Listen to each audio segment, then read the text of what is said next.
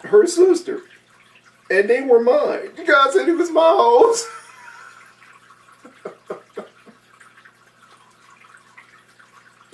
And they were mine. And they bare sons and daughters. Thus were their names.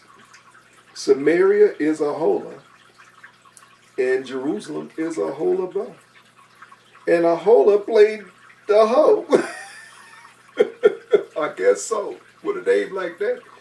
Be careful what you name your kids. You hear that your parents, it might become what you name. And Aholah played the harlot. She played the hoe. And she was mine. And she doted on her lovers. She went through men like a hot knife go through butter. On the Assyrians, her neighbors, which were clothed with blue captains and rulers, all of them desirable young men, horsemen riding up on horses. Well, she had a good thing for the handsome type to know how to dress to impress. Thus she committed her whoredoms with them. She was a hoe with them. With all them that were the chosen men of Assyria. And with all whom she doted, with all her idols she defiled herself. She joined their gods. She liked how their gods looked. And look how the young men looked. Neither left she her whoredoms brought from Egypt. So she was hoeing with Egyptians and hoeing with the Assyrians. So she was two-timing. Three-timing. I'm sorry, God. She was three-timing. Three-timing out. We got to throw God in there too. For in her youth they lay with her, and they bruised her breast. I ain't gonna touch that. Of her virginity.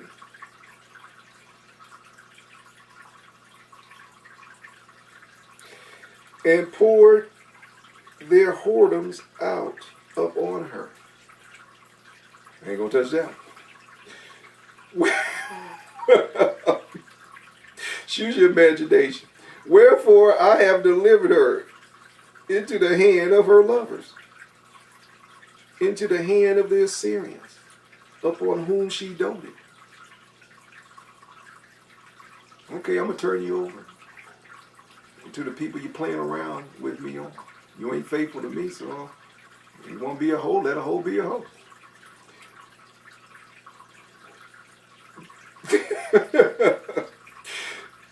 These discovered her nakedness. They took her sons and her daughters and slew her with the sword, and she became famous among women, for they had executed judgment upon her. And when her sister Aholibah saw this, she was more corrupt in her inordinate love than she. Now what God's talking about, there was two houses he's referring to. You had the Sumerian house and the house of Judah. Two different kingdoms, but they were both sisters that came up out of Egypt. God looked at them as two houses. The kingdom was split because of Solomon's sin with Jehoram and Rehoboam, his two sons. And one was I think Jehoram took the Sumerian kingdom and Rehoboam took the Judean kingdom. So God looked at him and he was married to these two. He looked at these as two wives. The church, this is the Old Testament church. So it symbolized two wives. So, but when you're unfaithful and you're a whore, you're unfaithful, you're an adulterous church. You're having affairs with demons and Satan and his false gods and idols. Or you're a faithful church, looked at like a virgin. That's faithful to her husband, that stays faithful. That's how God looks at it. A pure bride. Thus discovered her nakedness.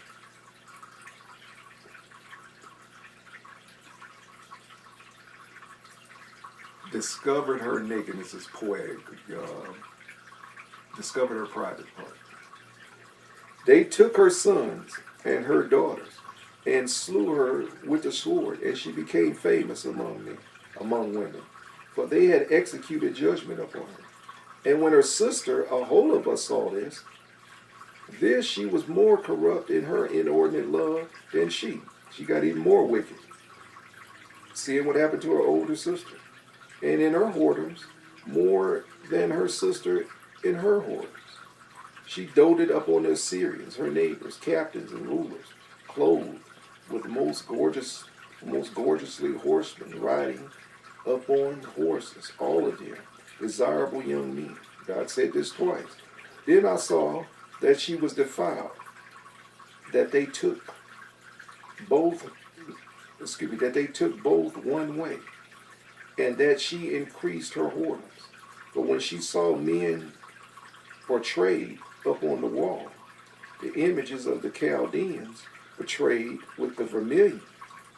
I believe they're talking about those blue walls, famous blue walls that they discovered. Girded with girdles up on their loins, exceedingly in dyed attire upon their heads, all of them princes to look to, after the manner of the Babylonians of Chaldea, the land of their nativity.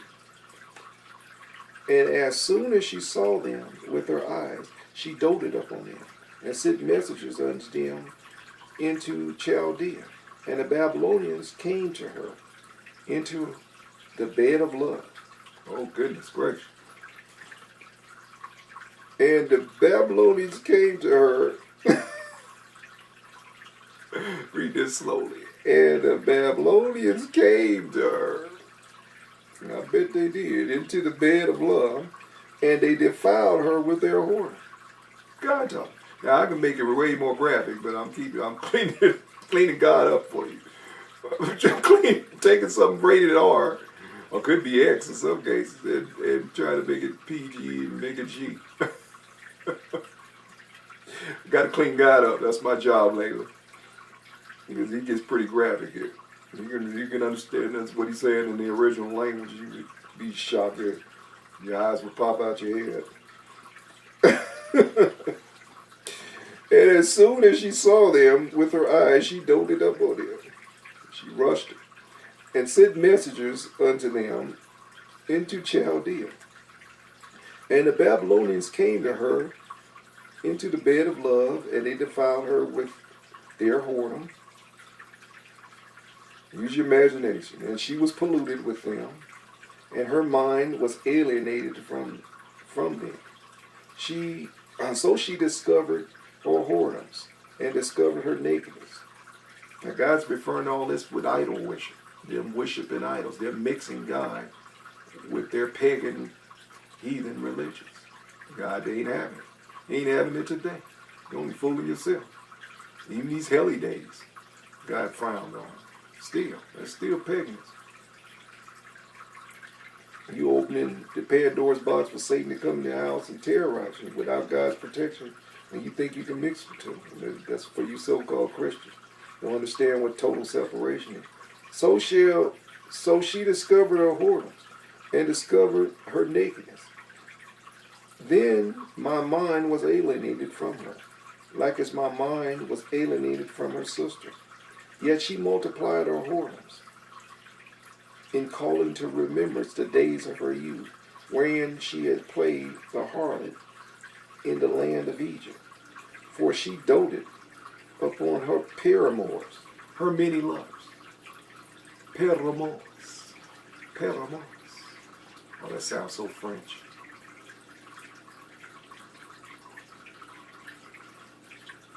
For she doted upon their paramours, many lovers, whose flesh is as the flesh of asses. I ain't gonna touch that. I'm not gonna touch that. I'm gonna go past this. And whose issue is like the issue of horses. Oh, no, God didn't. No, he didn't. He didn't go there.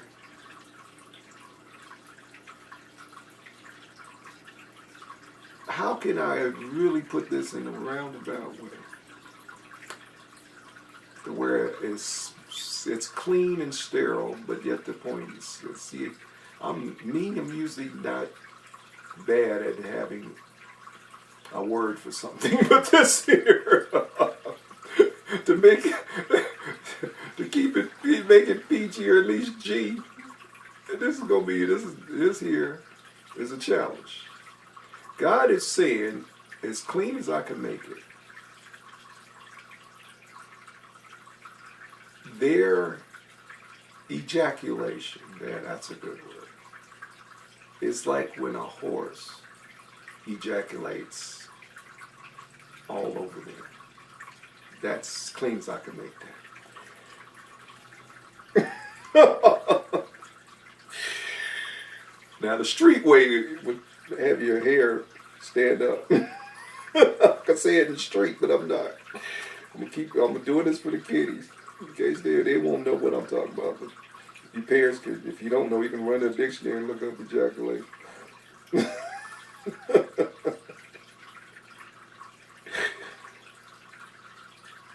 And the Babylonians came to her in the bed of love.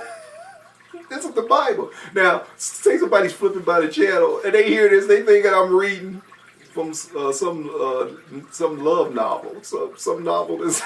They said, "What book is he reading from?" One of those people that write love story novels.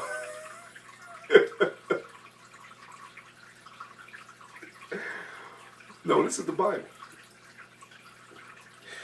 And the Babylonians came to her bed of love, and they defiled her with their whoredoms, and she was polluted with them. And her mind was alienated from them, so she discovered her whoredoms and discovered her nakedness. Then my mind was alienated from her, like as my mind was alienated from her sister. Yet she multiplied her whoredoms, and calling to remembrance the days of her youth, wherein she played the harlot in the land of Egypt. For she doted upon her many lovers, paramours, whose flesh is as the flesh of asses, and whose issue is like the issue of horses. Thus thou callest to remembrance the lewdness of thy youth, and bruising thy teats. I'm gonna keep it clean. I'm gonna keep it moving. Keep it moving.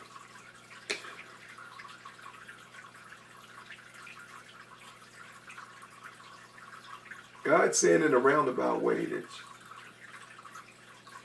they pawed your breast. I'll just leave it at that. They pawed your breast to where they became injured. In bruising thy teats by the Egyptians for the paps of thy youth.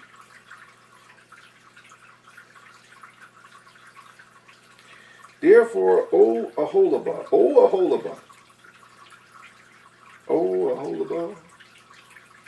it's almost a song. Therefore, O Aholabah, thus saith the Lord God, behold, I will raise up thy lovers against thee. The people you screwed are going to turn on you. From whom thy mind is alienated. And I will bring them against thee on every side, the Babylonians, and all the Chaldeans, Pekod, and Shor, and Koa, and all the Assyrians with them. All of them desirable young men, captains and rulers, great lords and renowned, all of them riding upon horses. And they shall come against thee. He said, I'm going to get a confederacy with all your lovers. Everybody going to join together. It's one squad to take you out. For screwing all them and turning your back and becoming unfaithful with me. And they shall come against thee with chariots and wagons and wheels, and with an assembly of people, which shall set against thee buckler and shield and helmet round about thee. You will see nothing but armor all around you. And I will set judgment before them, and they shall judge thee according to their judgment. God said they're doing my will.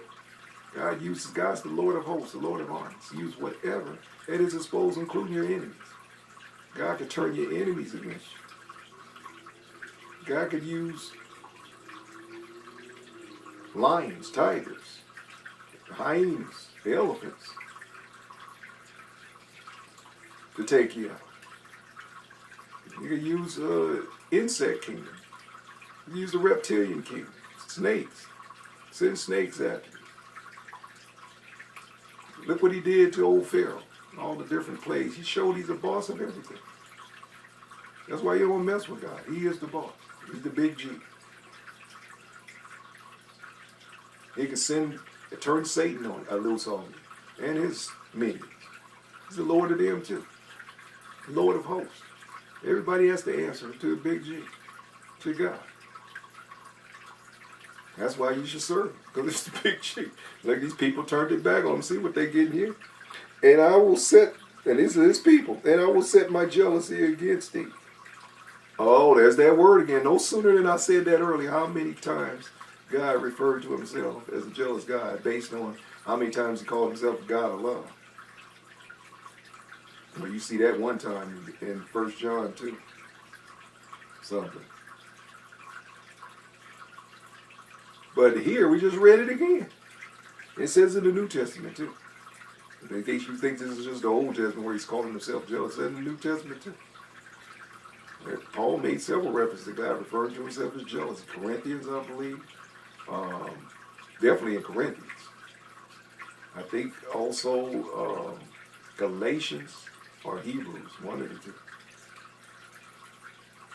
And I will set my jealousy against thee, and they shall deal fiercely with thee, and they shall take thee, and they shall take away thy nose and thine ears, and thy remnant shall fall by the sword, and they shall take thy sons and thy daughters, and thy residue shall be devoured by fire.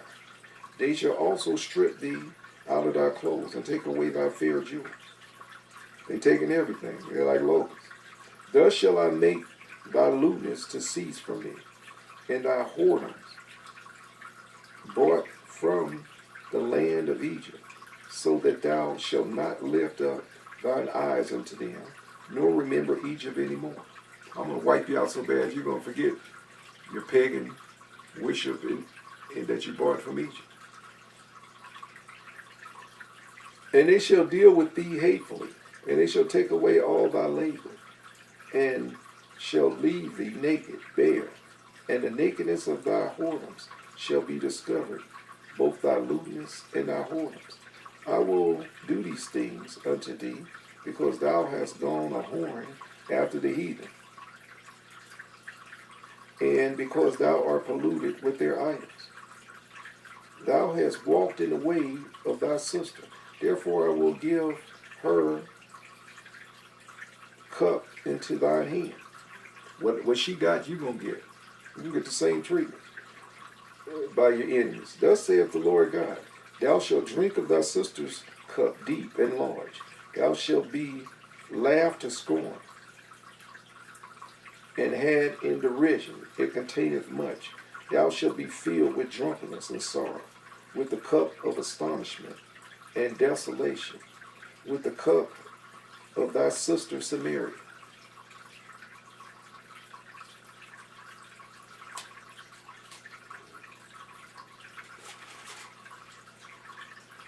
You're going to get the same cup of wrath she got. Thou shalt even drink it and suck it down. You're going to down it.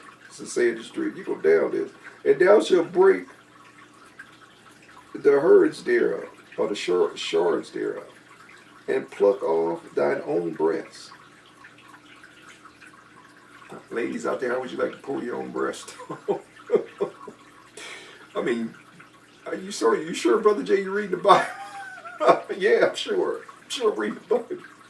This is the book people don't read, so they don't know what's in it. I read the book. I read the good book that nobody reads. This is what we do with street priests. We unveil God's word and shred. We put traditions of men in the shredder. You're going to rip your own breast off. Thus shalt thou drink it and suck it, and thou shalt break the shards thereof and pluck off thine own breast. For I have spoken it, saith the Lord. Therefore, thus saith the Lord God, because thou hast forgotten me. You don't want to forget God. How many of you forgot God? Raise your hand. Be honest. You have totally forgot about it. Because thou hast forgotten me and cast me behind thy back. Jesus said in the New Testament, if any man come after me, he must deny himself, take up a cross and follow me. Some ain't preaching in church, the cross. You can say the same thing in the New Testament. Put God first. Jesus said, seek ye kingdom of heaven first. And all your material things, I'll take care of. Not your wants, but your needs. Church forgot about God and turned him into a genie in the bottle. They're serving, like I stated earlier, mammon, the demon of greed. Because they're thinking they're serving God. And it's mammon that's answering, not God. Because thou hast forgotten me, and hast cast me behind thy back, therefore bear thou also thy lewdness and thy whoredom. The Lord said moreover unto me, Son of man, wilt thou judge Aholah and Aholabah? Yea, declare unto them their abominations, that they have committed adultery, and blood is in their hands. With their idols have they committed adultery. That's what's going on now. The synagogue of Satan with their idols. And they have plenty of idols. And they're committing blood and blood sacrifices and blood oaths to be greedy for gain, to get gain down here. They use demons to help get them gain down here. That's what these people do. See, there's nothing new under the sun. That they have committed adultery, and blood is in their hands. With their idols have they committed adultery, and have also caused their sons, whom they bear unto me, to pass them through the fire, child sacrifice, abortion, child sacrifice, same thing, to Moloch. That's what these people were doing. Nothing new under the sun. And see God's wrath and judgment on them because of it. So God don't condone that. Excuse me. God condones that. That's what most people think.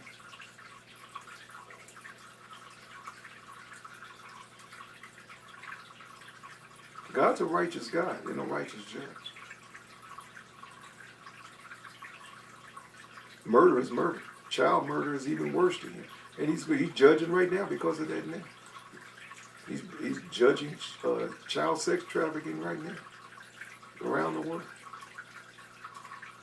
Kids in cages, being tortured, SRA, sexually abused, raped. It's what this Trump's presidency is about, rescuing these kids. God's judgment on the evildoers is doing it. It's doing the traffic. And that can be all the way from the pedal pope down to local politicians, to local street gangs, to Hollywood.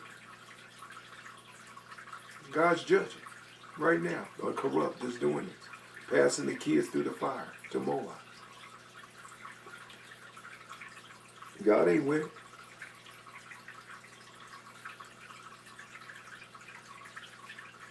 That they have committed adultery, and blood is in their hands. With their idols have they committed adultery, and have also caused their sons, their own kids, whom they bear unto me. That's how God feels about abortion. Pay close attention. Why the church laid down for decades and didn't speak out on it and allow it, because they receiving their CP 501 threes that wouldn't allow them to talk about it behind the pulpit. And God's judging in his house of the Lord too as well. These corrupt pastors that sold out, sell out Sam's and Sally's behind the pulpit that wouldn't speak up against abortion being murder. Something demons are sacrificing a demon. That's what it is. Moloch's a demon, a fallen angel.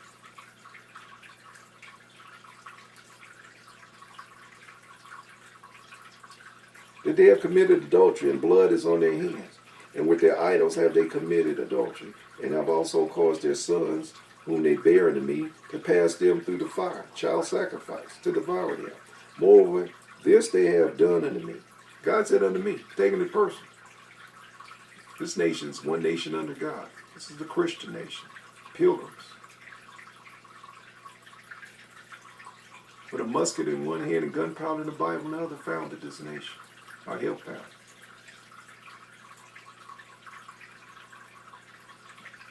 But this is a Christian nation. This nation is the apple of God. That's the apple of God's eye. I taught on this nation out of the book of Isaiah. Isaiah 18. You'll find this nation. I taught them. Now look it up. Isaiah 18 is entitled. This nation's in the Bible. This nation's chosen just like Israel. It's chosen in the Middle East. Both are the apples of God's eye. This is a Christian nation. Produced more Bibles than any other nation on the planet. Missionaries, evangelism around the world, churches. This nation here is a blessed nation. And yes, we got off course and did exactly what these people are doing here we're reading about. But God's had some men stand up like Trump and others, white hats and other people, in government, Daniels I call them. And God has put off his judgment and directed his judgment, or at least channeled his judgment to those treasonous rats that got us to this state in government and in the banking world and the so-called elite. That's where his judgment is directed. That serve Satan and Hollywood and fake news.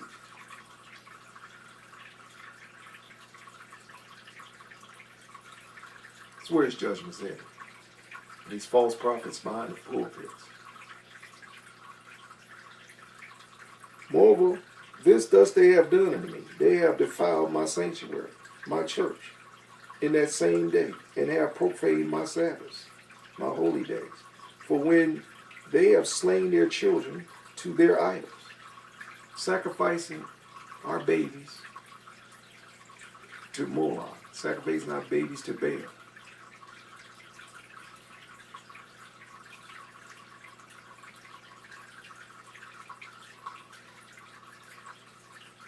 Then they came the same day into my sanctuary to profane it.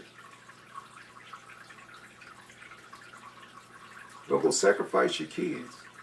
Go have an abortion and then go sit up in church and praise the Lord. That's basically what it's saying.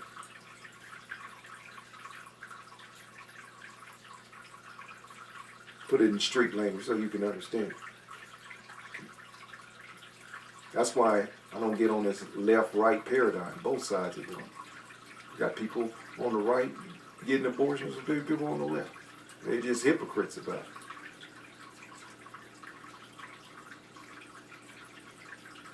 A lot of people sitting up at church, including pastors' wives, aborting their babies. So-called supposed to be conservatives. That's why I don't get hung up on slinging mud in one particular group or another, but both are guilty. It's like you had both the right and the left. SRA, child sex trafficking. Both. Big names on the left and right. So I don't get caught up. Or as polarizing a certain group. They're both are guilty. Both are guilty in abortion. Well, I ain't throwing stones in one particular group or another. The whole nation's guilty. Guilty if you didn't do nothing about it. Didn't speak out about it. Guilty. Much less get out and protest about it. But when they had slain their children to their idols, then they came the same day into my sanctuary to profane it. Don't have an abortion on Saturday and come to church on Sunday. And lo, thus have they done in the midst of mine house. And furthermore, or child sacrifice and went to church. Either or. Sacrificing your kids, drinking their blood, eating their flesh, and then go to church. A lot of witches and warlocks sitting up in the church. Plenty of them. Behind the pulpits too. And furthermore, a lot of them are the synagogue of Satan, Masons. thinking they can serve God and serve the synagogue of Satan. No, you can't. And furthermore, that they have sent for men to come from afar, unto whom a messenger was sent. And lo, they came, for whom thou didst wash thyself, paintest thy eyes, and deckest thyself with ornaments, and sattest up on a stately bed, and a table prepared before it, wherein thou hast set mine incense and mine oil. And a voice of multitude, being at ease, was with her, and with the men of the common sort were brought, Sabians from the wilderness,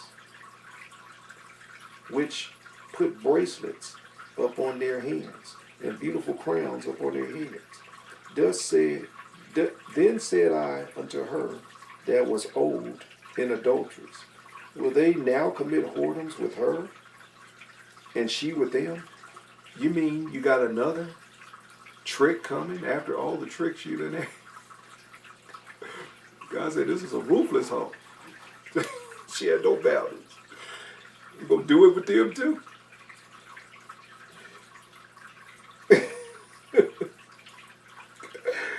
Then said I to her, you really gonna screw them too? And then said I unto her that was old in adulteries, will they also commit whoredoms with her, and she with them?